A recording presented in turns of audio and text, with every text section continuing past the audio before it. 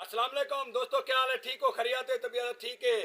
तो पता हो सी हुण कणक की कटाई दा सीजन शुरू थी गया।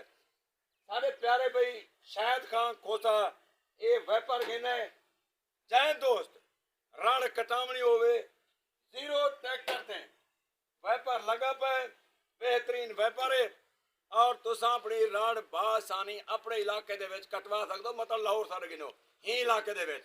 ठीक है, शायद खान अपना नंबर देना पाए और जिवें राड़ कटी थी वो वीडियो तो को दिखे नू शायद खान अपना नंबर दे देते हैं 0348 80 28 ए 128 जोरदार ला 0348 80 28 80 28 128 168। जेड़ा दोस्त अपनी राड़ कटवाना चाहे तो ये वेपन कटवा सकते हो और बार रहत लोग रैत कने बिल्कुल इंदा रैत बार रहत होती जुलदे पे हैं जुल के राड़ कटे दे व्यापार वो तो गुड़ी कहते हैं डीजल पा ने